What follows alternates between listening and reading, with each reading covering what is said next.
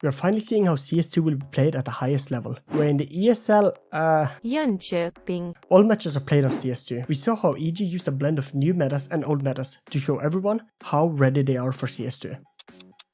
The pistol run starts with one running mid to do the default peek fountain to see if any Ts are there. But then they have 2 more players rushing A long. This is done to bait EG into this setup where the player peeking mid will be spotted and run away. This will force EG to focus him and the long players can peek and get some free kills. Then Party Astronaut sends the last 2 players to B.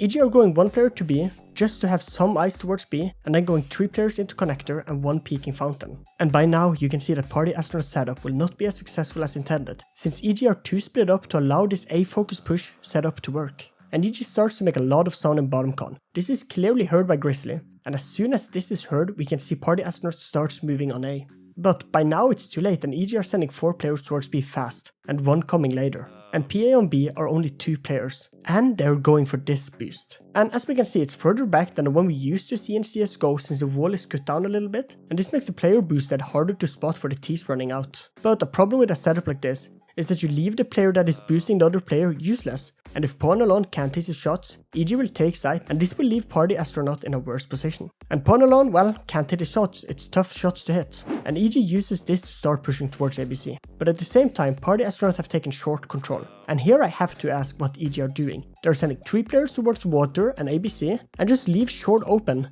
and Party Astronaut can find the first kill of the round and kill the bomb planter. But Party Astronaut still have 1 player stuck in T ramp. Something I'm amazed he is not rotating over faster. So going into this battle of sight, PA will always be a man down.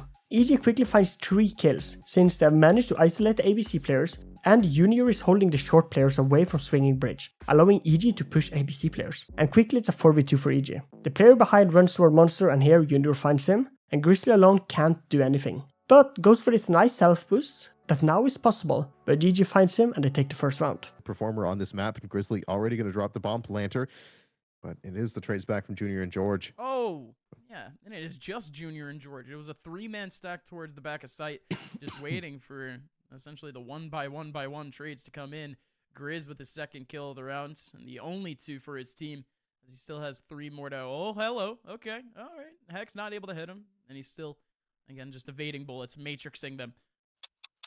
We missed 40 seconds of the round, due to an ad playing I would assume. No idea why this happened, but okay. We're seeing EG toy with aggressive split. And it's a weird setup with 2 EG players fast out Monster, while 1 more player is Monster but deeper, using flash and utility for the players rushing. Then EG have the last 2 players split in mid, with 1 going towards middle and balloons, and the last one going long. I kinda don't understand this round, like as a fake it will die out fast if the EG players on B or A can find kills and not die. Party Astronaut are going 2 players on B and the last 3 on A. And here I love the way they hold B, with 1 player playing on site in an off angle here on top of the ledge that is super hard to predict when peeking short. And then 1 player playing from barrels to hold off the monster push. Only problem with this setup is that if the barrel player die, the side player is not in a good position. When the EG take happens, the side player walks down from the ledge he was on top of, and just in time, as we can see that Automatic finds the barrel player, and the water player now have a lot more pressure onto him. He needs to stay alive until EG have rotated to him. He smokes himself off and uses some flashes. But here I think Hex tried to nade the smoke away,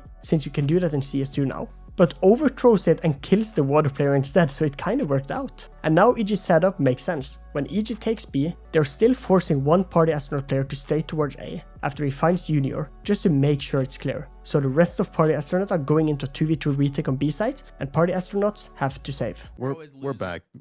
Who cares about me? It's Automatic finding the headshot on Grizzly. Biz low HP inside pit. He's surely going to get taken down there from Hext, as well as Spec. Aw, Timatic, my goat. Come on, baby. He already had the first, but I thought he was about to peek out and take down the guy in water, but he goes down on his own.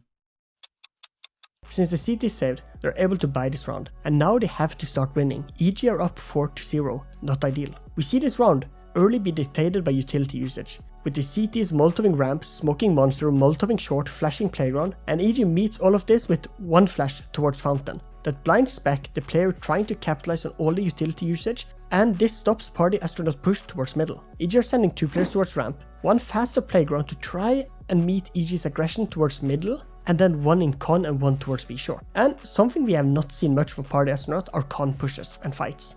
Con is an important binding point of Overpass, so to see how little they care about it is not ideal.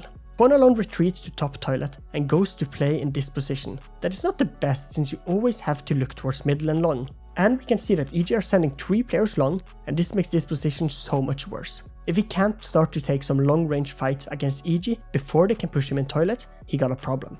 Pawn alone gets to a better position after the toilet entrance is smoked off, but now EG's long take starts, with a nade to block vision and do some damage, and then George pushing and dying. But when Pawn realizes he had to fight more players, he misses a crucial shot to Junior, and here we have to stop. Why isn't the other long player that managed to cross helping here, and rather splitting up for the rest to solo push long to sites? Well, he's doing this since the call was to do a fast long push, and he probably haven't understood all the problem Pawn alone is giving EG in toilet. But Pawn alone is not done. He hears that he's being pushed from behind, and a quick 180 and a nice shot nets him one more kill. And EG plays this so bad that when the EG player that pushed long gets back, they Molotov Pawn alone and then allows him to smoke himself off and run away and stay alive. This was the worst way we can peek a player. In such a bad position, 1 by 1 by 1. He managed to get 2 kills out of a position he should have gotten 1 for 1. Amazing. But EG are in a weird spot. They've gotten full long control and B side control. So what do?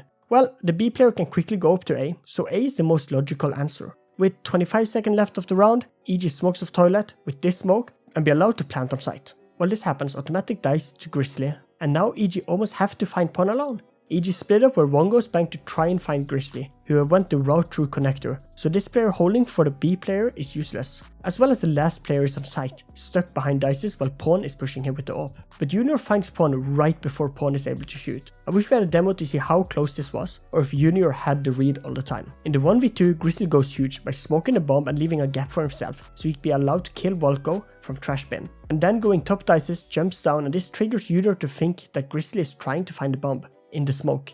And here he whiffs and Grizzly wins For the 1-2 combo, just going in on his lonesome and trying to isolate Junior, but instead it's the kill from Junior, and it's a 1v2 for Grizzly. Pop flash onto Grizzly. Junior runs away with it, and now the T's in a safe situation with bomb planted for them. Grizzly looking to work his way back in here. Will find the headshot onto Walco. Now on the one-on-one. Trying to find the bomb in the smoke, but absolutely swinging out of it. Grizz, the shot onto Junior, and they will find that first round here for PA. Round 8 starts normal with Party Astronaut on a default setup, while EG are going for a more B-heavy setup with 3 players. And as we've seen in all of these rounds, Party Astronaut are giving EG a lot of map control. Like they have no one contesting Monster, nor have anyone contesting a long player, or middle. And this have so far secured EG a lot of rounds with a scoreline of 7-1. But there's one big problem on B, that is a barrel player, who have decided to play from top barrels, which is an interesting off angle, since usually a player peeking it would be looking at top barrels to just see the head, since it's a good head glitch position. And this will give the T peeking barrels a worse fight and chance of winning, since he will be looking at the legs, while the CT will be looking at the head. But in this position you are very vulnerable to utility like Molotov and flashes, and here EG Molotovs his position, as well as Automatic's able to wide swing to get information and then peek from the left side and not the right side. And here Automatic wins the duel. And this only leaves 2 B players to hold off EG. And here Wiz finds one more kill, and EG, well, they can just fall back since they have so much map control. While Party Astronaut now finally are taking monster control and peeking it, it's too late sadly. EG uses some utility in middle to force the toilet players to stay, and this have an indirect effect to force the ASAP player to stay a little bit longer, while EG are slowly moving down to con again. And this is what I mean, EG are getting so much map control to work with by Party Astronaut that they can do plays like this that shouldn't be allowed in a 4v4. Party Astronaut on B are now set up with 1 player in this angle holding for short and then 1 looking monster. So when EG pops this flash over, it hit both player, and here the short player panics and EG are able to find 2 kills quite fast, since when the Party Astronaut player are set up like this, it's so easy to split them up or just isolate those 2 alone. With a flash like this, and Hex runs up and finds 2 kills, and the rest of Party Astronaut have to save, and EG takes 1 more round. Forces PA to play in a bit more split. May not matter as much on the map like Overpass, but it will matter now as Hex will actually find the 2 openers here. Ben Leet and Viz will fall. And now 2 on 4. Make that 1 on 4 with Pawn alone only 18 HP. EG have almost had the perfect half with a scoreline of 10-1. Crazy to almost see a 12 in a row lead on CS2 already.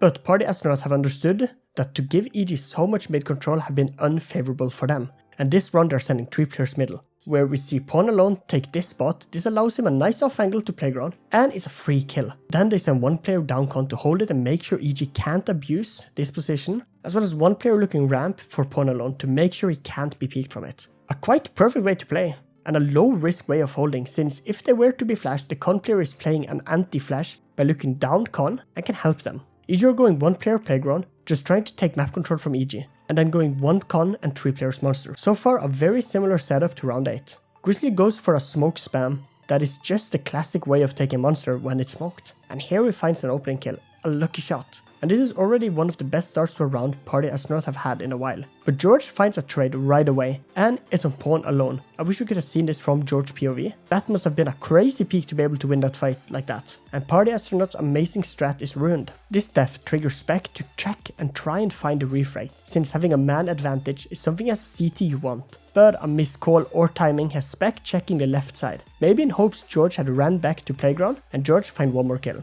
But Grizzly is able to neutralize the match with one more kill in Monster, but it's a 3v3. Ts usually are in a better shape and favored in this situation. And here the con player of PA is so unsure. Like, look at how he's pacing up and down to check top and bottom con, and this is the definition of a bad position. You want to be in a position where you don't always have to check under you, over your left, right and something like that. And this favors Hext, who is able to walk up con unseen and hits the con player in the back while he is trying to retreat to toilets, and George finishes him off, and just like that EG are in a 3v2 and have gotten middle and con control. The one thing Party Astronaut tried to prevent EG from having. Party Astronaut rotates one player up and sends a second guy to water in hope of getting info if it's A or B. But here EG takes sides and finds the player bank. So when the last player comes to win the 1v2, he fails while climbing up and jumps up, while being swarmed by 2 EG players, and EG takes round 12 to go into round 13 with a scoreline of 11-1. Crazy. Again, let's point out the fact that Party Astronauts, they were the ones with the full map control.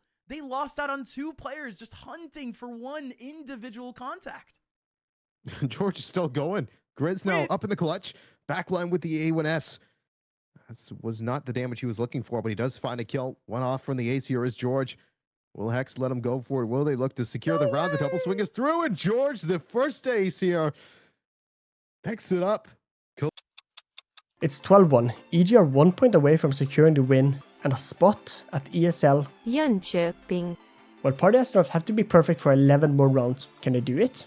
EG sends 2 players A and then 3 on B, something very common since the 2 A players can get a lot of info, while the reinforced B site will be harder to take for Party Astronaut. Party Astronaut sends 4 players middle and one a little unsure where to go before he links up with his teammate in middle. And look at how different EG's setup was on the T side by focusing more map control, while Party Astronaut are more focusing on taking some parts of the map, hope they can just run over EG's players holding. EG Molotov's monster, as well as sending one player to push and take short control, and this is the problem for Party Astronaut. They have no info about this, while EG can get so much info from the short player, so Party Astronaut have to move fast to make this work. Party Astronaut starts to creep towards toilet, and here they find Junior quite alone jiggle peeking to get some info, and since Party Astronaut did not have anyone going balloons, as well as not going towards con, Junior have not been able to spot them. Since when you're jiggle peeking like this, when you're jiggling like Junior did, this part right here becomes a dead zone for him, and Party Astronaut have used it to perfection. And Grizzly with a great jump from the bench gets the first kill of the round. But something Party Astronaut had to understand is that the reason Junior can do these jiggles is because they have one more player with him in con. So the dead zone will be watched by the con player, but this must have slipped Party Astronaut mind. And here Automatic comes up huge, finding 2 kills from behind, and these 2 kills splits up Party Astronaut, with one looking to go side, while one wants to hold off for the con swing and the last in middle unsure where to go. But something interesting EG does is that Valco joins Automatic in con just for Automatic to run away and make a lot of noise in hope of tricking Party Astronaut to thinking that Automatic is leaving con alone and that it's clear. And this works. As soon as Automatic starts to run away, all Party Astronaut players starts to push A site and leaves con open. And here Spec have a great position towards truck. This position will allow him to peek both bank and trash, but EG are aware of this, and they probably heard him cross to truck, and they molotov it off and he have to fall off. Party Astronaut goes for a 2-man bank push, and here they kill Automatic, while Valco finds Spec, who was on 1 HP. But the problem is the bomb. It's been ticking for some time, but none of Party Astronaut players are anywhere near to defend this. And Valco knows this. And he smokes the bomb and taps it to walk away, and Party Astronaut tries to flash him off the angle, but Valko finds the first kill full blind swinging him, and in the 1v1 he know the last player was far away flashing, and he can just stick the bomb, and Grizzly can't find him in the smoke, and EG takes the round. More to Finding go, the and man he does it advantage. again. What is happening here? It's George. It's the George play. 3 kills in the back of bank, right on top of stairs. But It's not planning for them. It's not planning. Oh, for no. them. It's not planning for them. It's not playing. Wait, Walco's not defusing. He is now. Grizzly. No, just couldn't find him. El Grizz. And that is evil geniuses. I asked my Discord how they are feeling about CS2 right now, and here are some of their mixed reaction. And overall I have enjoyed watching CS2, but we need to do some improvement, and rather have these before IEM Sydney. Thanks for watching, here are 2 videos YouTube told me you would love.